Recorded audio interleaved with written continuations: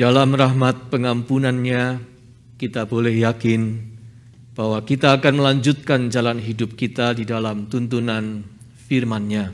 Mari saudara-saudara kita menyiapkan hati untuk menyambut firman Tuhan dengan berdoa.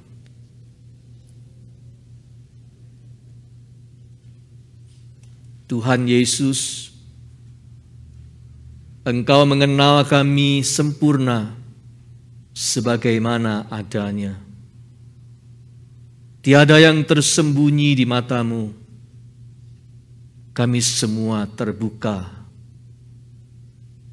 Engkau mengenal kami sampai hal-hal yang paling kecil. Engkau mengenal pikiran kami. Engkau tahu ucapan kami bahkan sebelum kami mengatakannya. Engkau mengenal kekuatan kami yang adalah anugerah-Mu. Tapi Kau juga mengenal kelemahan-kelemahan kami akibat dosa-dosa kami. Kami datang kepadamu ya Kristus, mengucap syukur untuk pengampunan-Mu, penerimaan-Mu kepada kami sebagaimana adanya. Tapi kami juga tahu Engkau tak pernah membiarkan kami seadanya. Engkau ingin kami bertumbuh, Engkau ingin kami berkembang, Engkau ingin kami maju, Engkau ingin kami menjadi lebih baik, hari ini lebih baik daripada kemarin, dan esok lebih baik daripada hari ini. Itu sebabnya Engkau memberikan kepada kami firman-Mu. Biarlah firman-Mu itu yang membaharui kami Tuhan. Di dalam kuasa Roh Kudus, kiranya Engkau menanamkan firman-Mu itu di dalam hati kami dan membuat kami sanggup untuk melaksanakannya. Di dalam nama-Mu, ya Tuhan Yesus, firman Allah yang sejati, kami berdoa. Amin.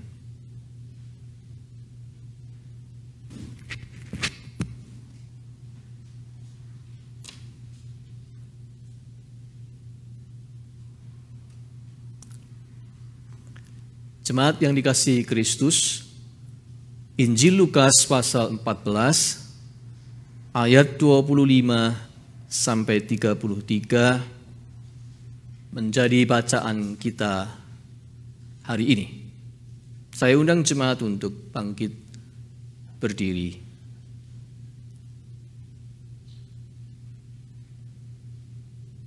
Pada suatu kali, banyak orang berduyun-duyun mengikuti Yesus dalam perjalanannya. Sambil berpaling, Ia berkata kepada mereka, "Jikalau seorang datang kepadaku dan ia tidak membenci bapaknya, ibunya, istrinya, anak-anaknya, saudara-saudaranya laki-laki atau perempuan, bahkan nyawanya sendiri, ia tidak dapat menjadi muridku. Barang siapa tidak memikul salibnya dan mengikut aku, ia tidak dapat menjadi muridku. Sebab siapakah di antara kamu yang kalau mau mendirikan sebuah menara tidak duduk dahulu membuat anggaran biayanya? Kalau cukup uangnya untuk menyelesaikan pekerjaan itu, supaya jikalau ia sudah meletakkan dasarnya dan tidak dapat menyelesaikannya, jangan-jangan semua orang yang melihatnya mengejek dia sambil berkata, orang itu mulai mendirikan, tetapi ia tidak sanggup menyelesaikannya. Atau, raja manakah yang kalau mau pergi berperang melawan raja lain tidak duduk dahulu untuk mempertimbangkan apakah dengan 10.000 orang ia sanggup menghadapi lawan yang mendatanginya dengan 20.000 orang?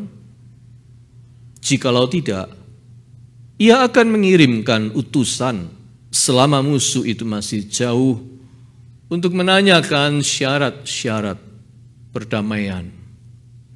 Demikian pula lah tiap-tiap orang di antara kamu yang tidak melepaskan dirinya dari segala miliknya, tidak dapat menjadi muridku.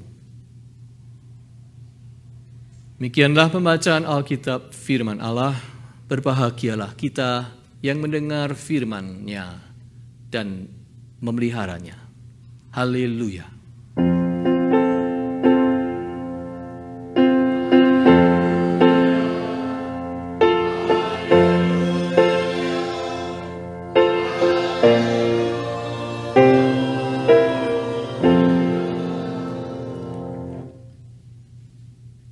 Jemaat dipersilahkan duduk kembali.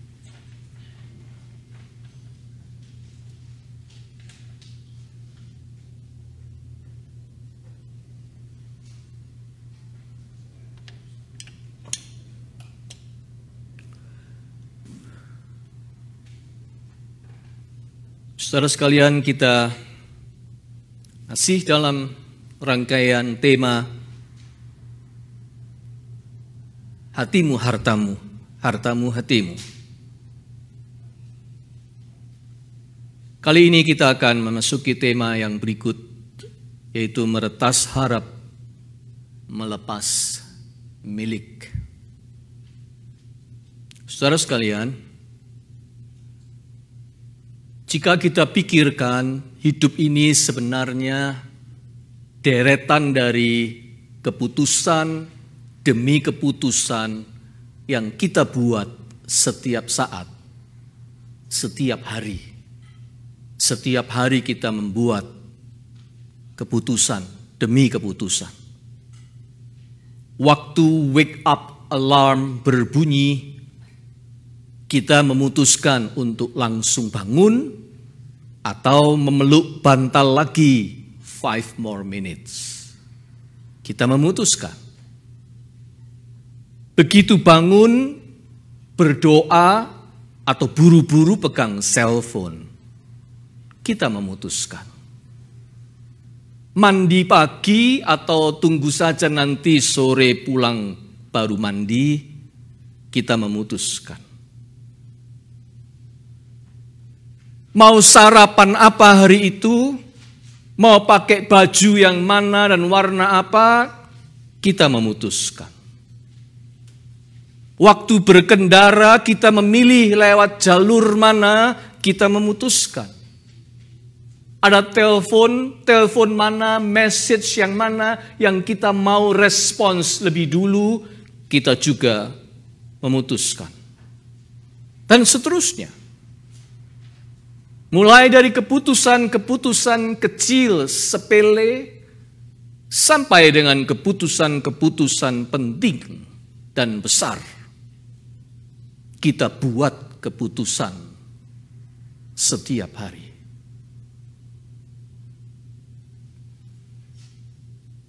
Ya, saudara-saudara, seiring dengan jalannya waktu, kita ini terus membuat keputusan. Hanya acap kali kita tidak menyadarinya karena itu sudah menjadi rutinitas yang biasa kita lakukan. Sudah menjadi habit yang otomatis dan berkesinambungan. Padahal ada satu hal yang penting untuk kita sadari selalu, yaitu bahwa setiap keputusan kita itu punya konsekuensinya sendiri. Setiap keputusan ada harga yang harus kita tebus sesudah keputusan itu dibuat. Every single of it will cost you something. When you choose an action, you choose the consequences of that action as well. Tidak ada yang free of charge. kecil atau besar, suka atau tidak suka, semua keputusan kita punya harganya yang harus dibayar. Nah, menjadi orang Kristen adalah sebuah panggilan. Kita tahu itu. Menjadi Kristen itu panggilan. It's a calling. Sebuah invitation dari Tuhan. Undangan. Seperti undangan pesta pada perumpamaan di bagian sebelum bacaan kita hari ini, yaitu Lukas 14 ayat 15 sampai 24. Ada perumpamaan tentang undangan pesta yang merupakan gambaran tentang undangan Tuhan, panggilan Tuhan untuk kita mengikut Dia. Tetapi undangan itu, panggilan itu perlu ditanggapi, direspon. Perlu direspon dengan keputusan untuk menyambut atau menolak panggilan itu. Perlu keputusan untuk mengikut Yesus atau tidak. Waktu itu, Lukas menggambarkan situasinya. Ada begitu banyak orang berbondong-bondong mau ikut Yesus.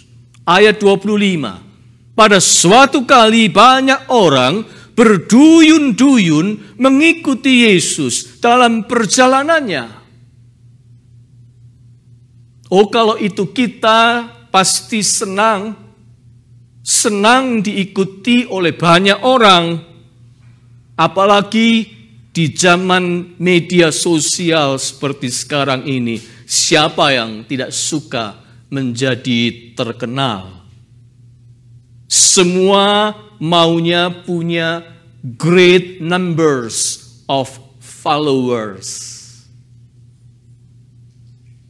Tetapi rupanya tidak dengan Yesus.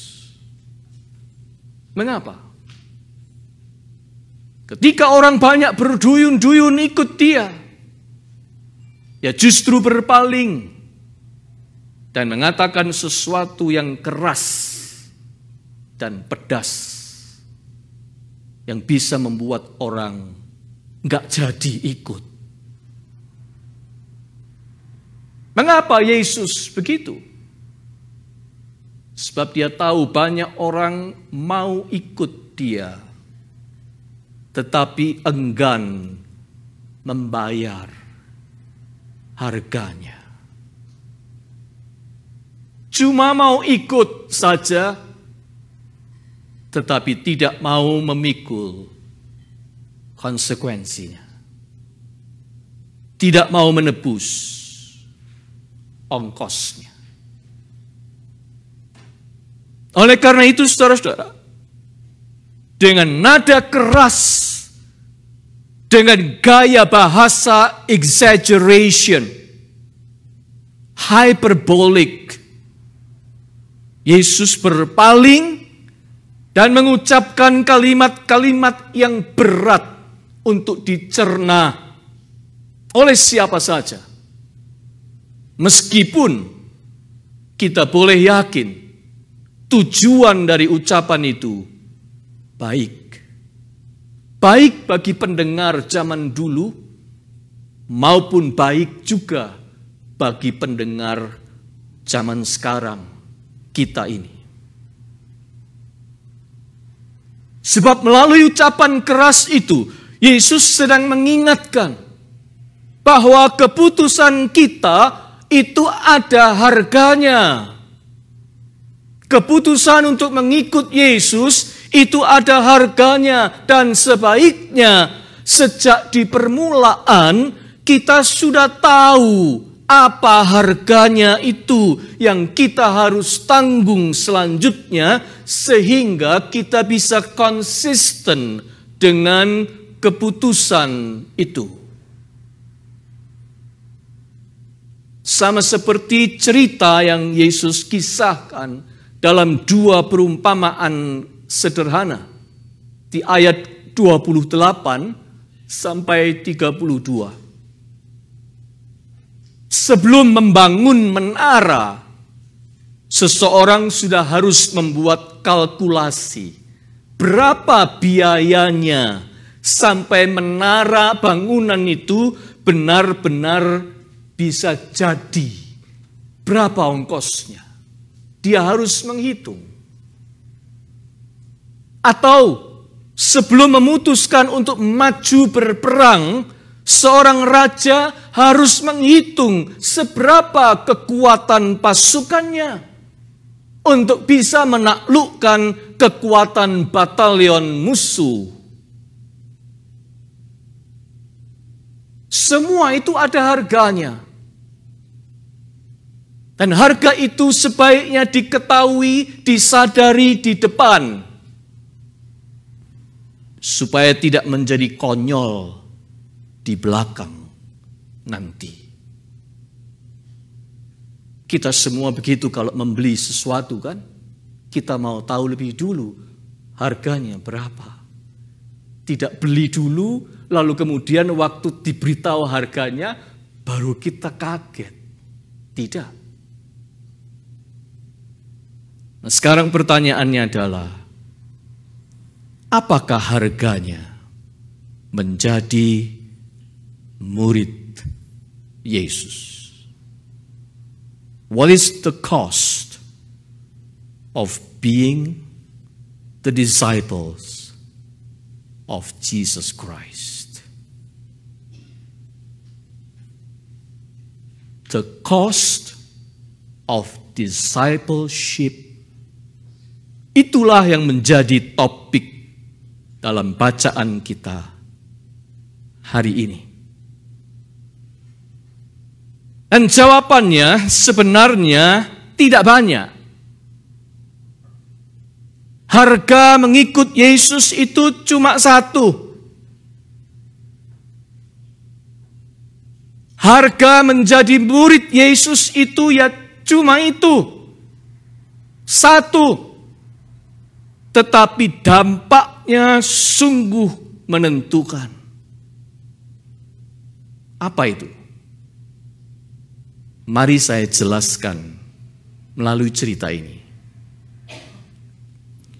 Saudara, beberapa waktu lalu, seorang teman bercerita kepada saya. Di pagi-pagi subuh, dia terbangun karena ada bunyi text message di cellphone-nya masuk berkali-kali. Setelah dibaca, katanya perlu code yang masuk ke cellphone-nya untuk verifikasi. Mungkin karena dia masih agak ngantuk dan merasa terganggu, dia jengkel, lalu segera membalas dengan memberikan code yang diminta itu. Lalu dia pergi tidur lagi. Ternyata itu kerjaan seorang hacker. Dengan membalas teks itu dan memberikan code yang diminta, tanpa disadarinya, teman saya ini memberikan akses kepada si hacker untuk masuk ke semua account yang dia punya. Semua Social Security, DMV, bank accounts, emails, cryptocurrency, termasuk semua apps yang dia pernah sign up.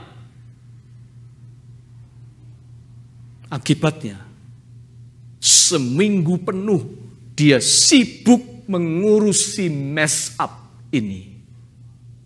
ganti password, pergi ke bank, telepon sana, telepon sini, terutama lekas-lekas memblokir semua akses finansialnya. Sebab hacker itu punya akses di dalam semua account yang dia punya. Wow. Saudara-saudara, tentu saja ini cerita dengan sense negatif. Saya hanya ingin menunjukkan bahwa betapa besar dampaknya apabila ada pihak atau orang lain yang kepadanya kita memberikan akses untuk bisa masuk ke segala wilayah ke dalam hidup kita. Kalau kita memberi akses kepada orang lain untuk masuk mencampuri segala sesuatu yang ada di dalam hidup kita, itu dampaknya besar. Kalau orang itu orang jahat, gawat, betapa dia akan mengacaukan hidup kita. Tetapi yang sebaliknya juga akan berlaku. Kalau orang itu orang yang baik, dia akan membawa pengaruh besar yang positif dalam hidup kita. Sebab dia akan mengatur hidup kita. Dia akan menjadi pemimpin, akan menjadi leader untuk kita. Saya beri contoh lain. Anda pasti kenal petinju Mike Tyson. Mike Tyson dibesarkan sebagai anak jalanan di wilayah kumuh di New York. Keluarganya broken. Ayahnya penjudi dan pemabuk. Ibunya terpaksa melacur. Sekolahnya drop out. Di umur 13, dia sudah 38 kali ketangkap tindakan kriminal anak. Umur 13, 38 kali ketangkap. Tetapi, ketika Cus D'Amato, seorang manajer dan pelatih tinju, memasuki kehidupan Mike Tyson, terjadilah perubahan di dalam hidup pemuda berandalan ini.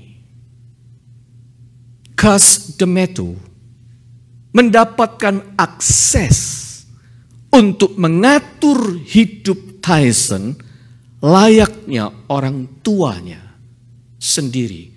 Dan nanti dia memang akan jadi formal guardian untuk Tyson.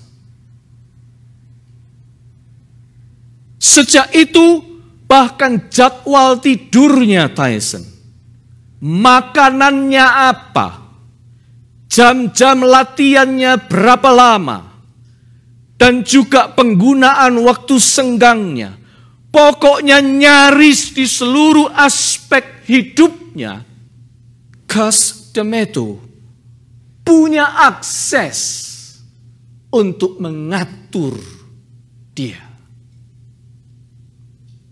Hasilnya apa?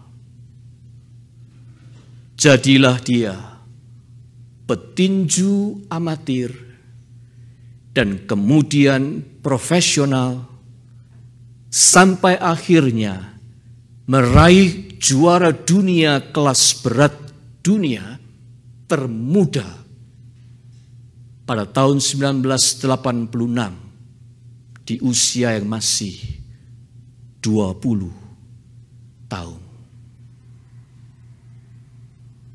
Itu karena di dalam hidupnya ia memberi akses untuk seorang Cus D'Amato masuk dan mengatur seluruh aspek di dalam hidupnya. Saudara sekalian, barang siapa hendak mengikut Yesus, ia harus tahu apa harga yang harus dibayarnya, yaitu menyerahkan kepemimpinan dan kepemilikan atas hidupnya kepada Yesus.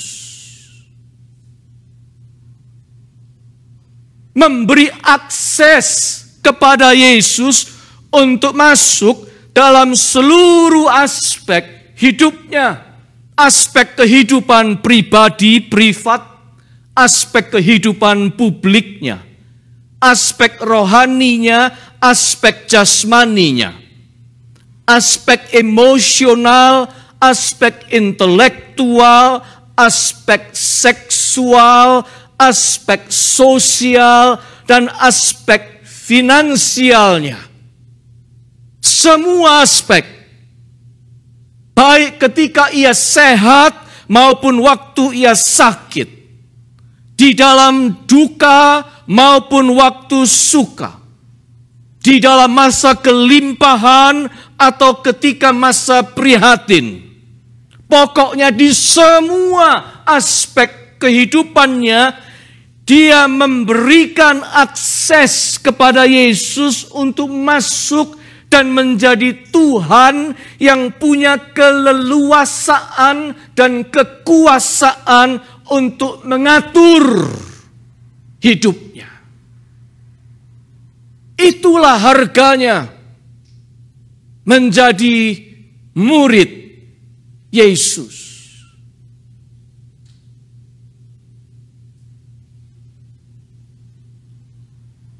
Itulah pengikut Yesus. Pertanyaannya, apakah itu enak bagi kita? Apabila Yesus masuk dan punya akses ke semua aspek hidup kita, apakah itu enak? Apakah itu menyukakan kita? Jawabannya tidak selalu. Bahkan tidak jarang itu tidak mengenakkan. Memagari kebebasan kita, bahkan bisa bertentangan dengan keinginan kita. Meskipun itulah yang benar, itulah yang baik, tetapi seringkali juga tidak mengenakkan. Apakah ketika hidupnya diatur dan didisiplin penuh oleh Castemetto, Mike Tyson suka dan dia merasa enak? Jawabannya tidak. Sebab itu berlawanan sekali dengan naluri berandalnya yang mau sesuka-sukanya. Tetapi dia ikut. Dan hasilnya kita tahu. Dan itulah yang benar. Ketika dia memberikan akses itu kepada orang yang tepat untuk mengatur hidupnya, jadilah dia orang sebagaimana yang seharusnya. Kalau kita memberikan akses kepada Yesus untuk mengatur hidup kita, kita akan menjadi seperti yang Dia mau atas kita. Saudara sekalian, 3 bulan sebelum meninggalnya,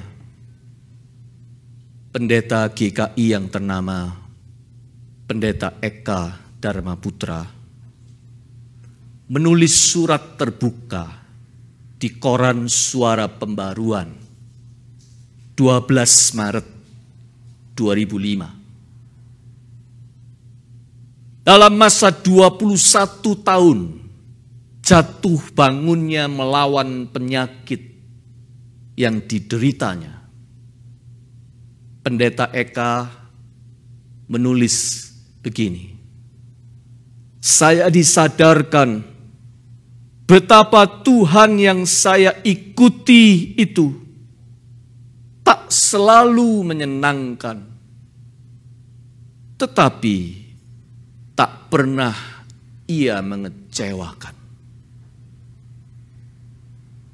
Pengakuan Pendeta Eka benar.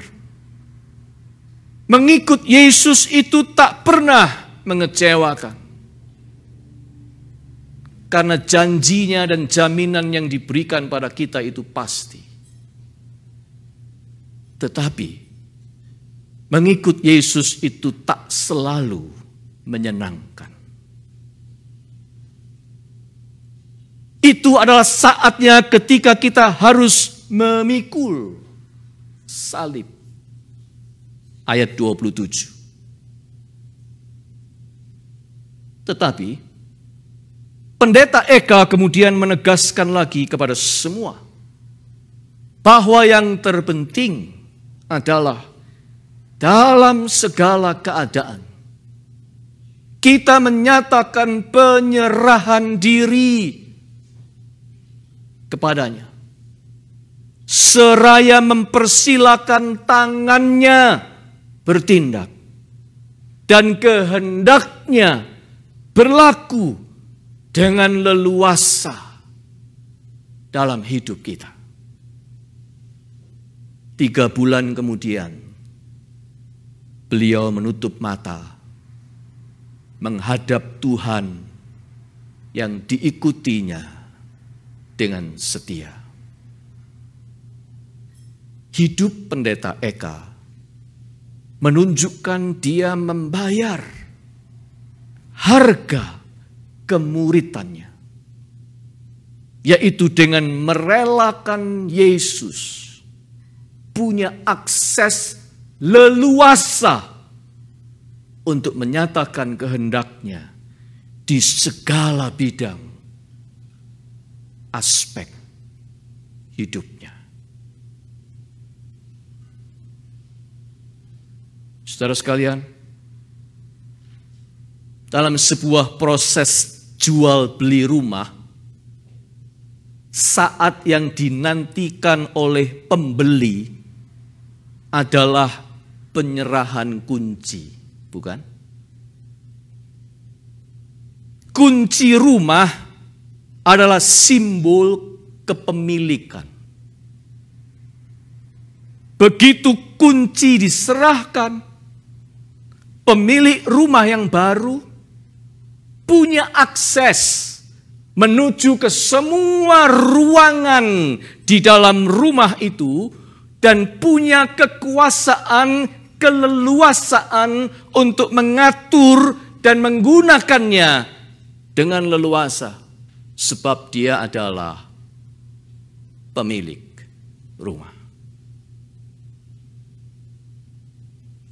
Ketika Anda dan saya mengambil keputusan untuk mengikut Yesus, itu ibaratnya kita menandatangani escrow. Kita sedang tanda tangan escrow. Sesudah itu, yang ditunggu oleh Yesus adalah kita menyerahkan kunci kepadanya. Sebab kepemilikan atas hidup kita sudah berpindah tangan. Kita melepaskan kepemilikan itu kepada Yesus. Sadarkah kita bahwa itu artinya ketika Anda dan saya memutuskan untuk menjadi murid Yesus, mengikut Yesus, menjadi orang Kristen, Anda melepaskan kepemilikan Anda atas hidup Anda kepada pemilik baru, yaitu Yesus Kristus. Sehingga dia punya akses masuk dalam seluruh aspek hidup kita dan mengatur serta memimpin kita. Seolah-olah kita berkata, silakan engkau mengakses seluruh aspek kehidupanku, Yesus. Sebab Engkau kini adalah pemilik dan pemimpin hidupku. Tidak salah Yesus berkata di ayat 33, demikian pula lah tiap-tiap orang di antara kamu yang tidak melepaskan dirinya dari segala miliknya tidak dapat menjadi muridku. Artinya, ini harga mati. Tidak bisa ditawar. Mengiring Yesus, harganya adalah menyerahkan kunci kepemilikan hidup kita kepada Yesus. Anda dan saya sudah tanda tangan escrow. Pertanyaannya, kuncinya, sudahkah engkau serahkan? Amin.